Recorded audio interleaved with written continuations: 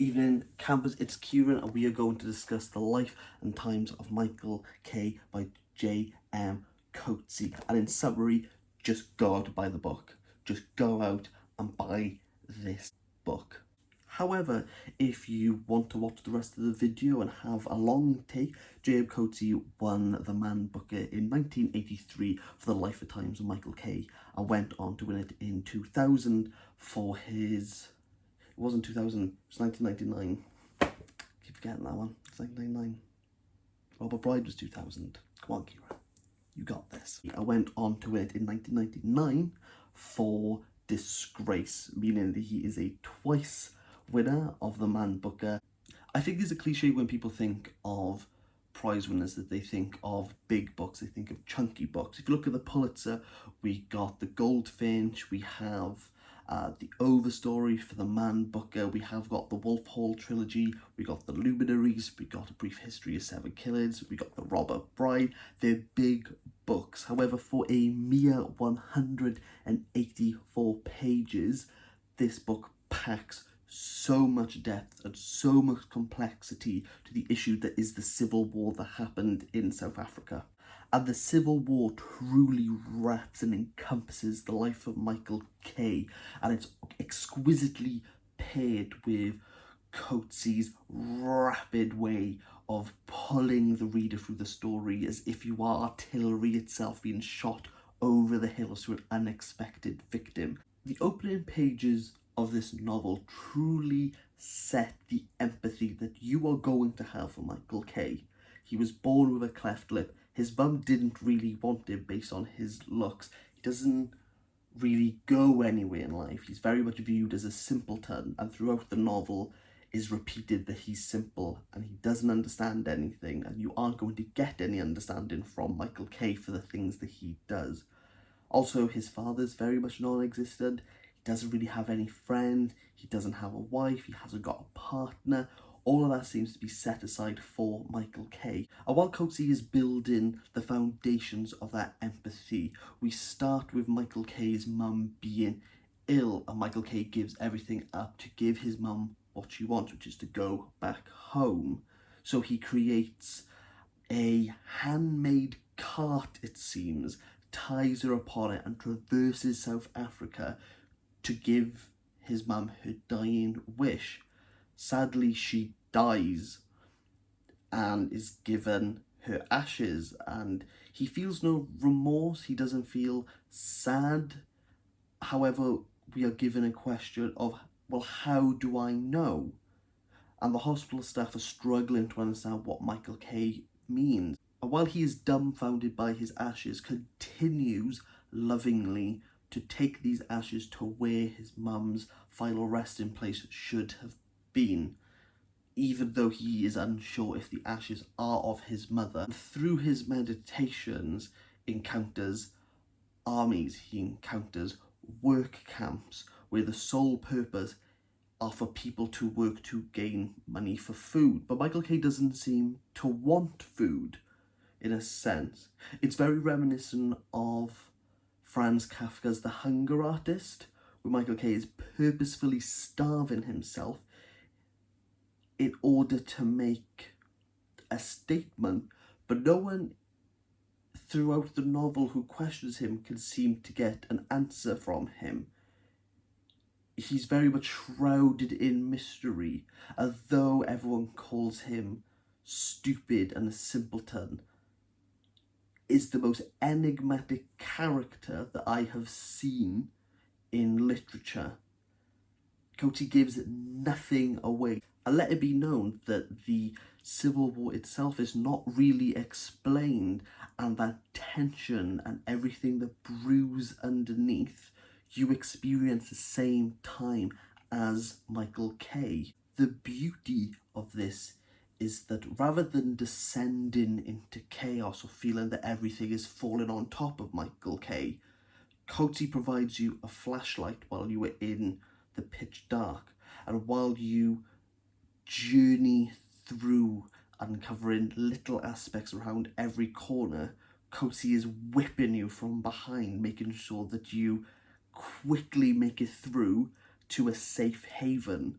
And whilst you feel there's a safe haven, he's there behind you, waiting and ready to move you along. The safe haven that we think Michael K has is an abandoned farm where, through his gardening experience, creates what is a deserted piece of field to somewhere where pumpkins grow, but is so concerned that someone is going to find him, convert to a nocturnal creature who seeks out at night to make the littlest noise and the littlest impact to everyday life. He uses water sparingly, and even the pumpkins he grows he refuses to eat.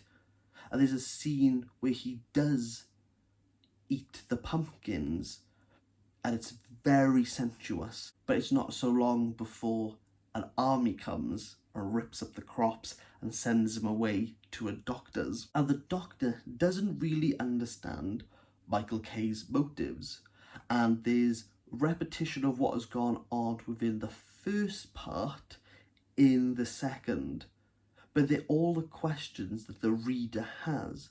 And Michael K very much stays stum. There's a silence, there's a reluctance. What Michael K's view is that he is not part of the war, he is not an active member.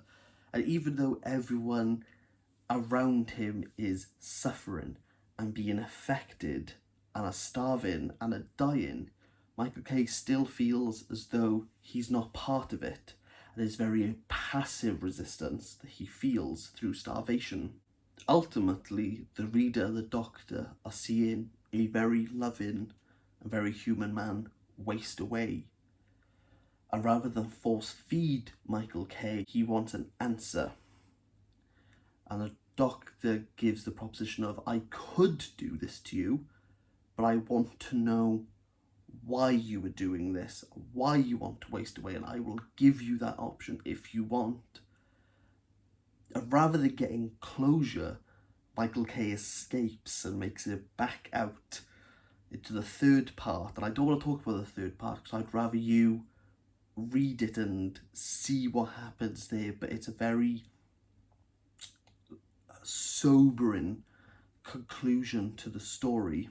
And sobering is not what happens throughout this novel. It's very despairing, and Coetzee will not shy away from that. There's a moment where there's a lovely line in the first part, which is, dead people leave behind bodies, and starving people still leave behind bodies. And Michael K is viewing all of this, but still he feels he has his own personal pilgrimage that he needs to go on, and his apathy towards the Civil War. And I don't know if it is apathy. Is it apathy? He's so far removed from the horrors and the reality the war brings that he becomes almost a flaneur. He walks through it, he's doing his own thing, and when the war gets in the way, he doesn't understand. And does that mean that he moves on as a nomad? Is the answer that Michael K normally gives. And as a reader, I can see why it could be infuriating, because he doesn't seem to have a rhyme or reason. He is selfish to the point where he is blinded by his good deeds. And everyone understands that Michael K is doing something good, but they want a deeper purpose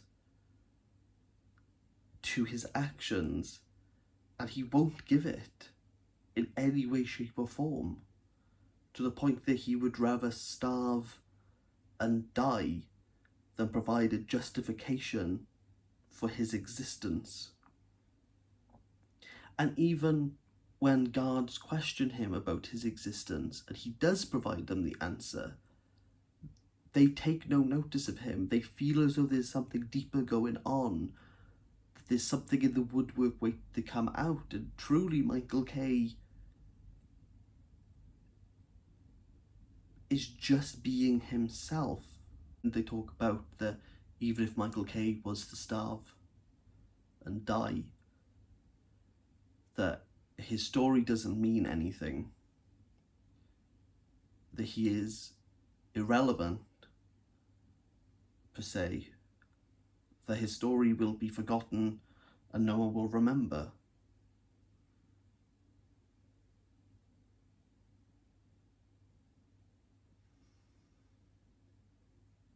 And it also drives Michael K to continue in that approach. Are the stories of normal men less valuable than those that are brave?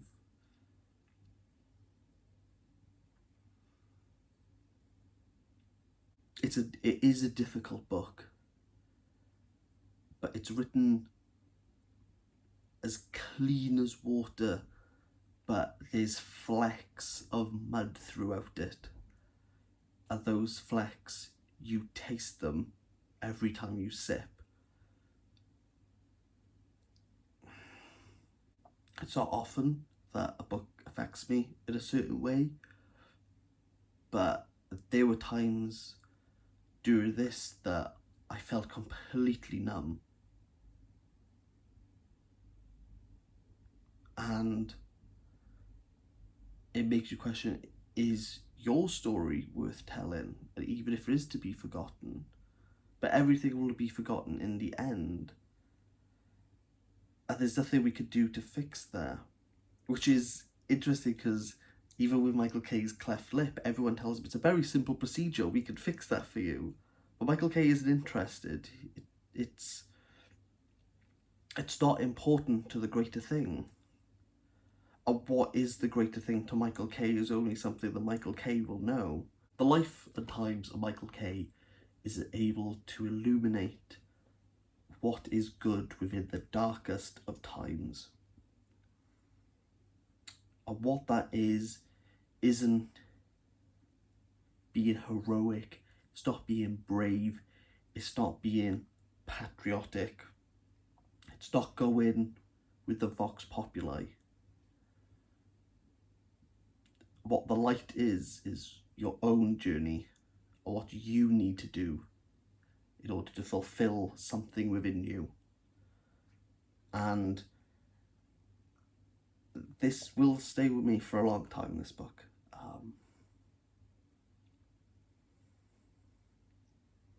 It's the most human book that I've read, and human in the fact that it's uncontainable and intangible and transcendent to the point of frustration. I think that is Coetzee's view of what it is to be human, is that it doesn't make sense, and sometimes life doesn't make sense, but someone will make sense of it even if it doesn't mean anything to you. This is the best book I've ever read, hands down. It's phenomenal in what it achieves and how it achieves it. It asks more questions than it answers. I hope it's left you from watching this review with some questions. And like Michael K, I'm going to stay silent now.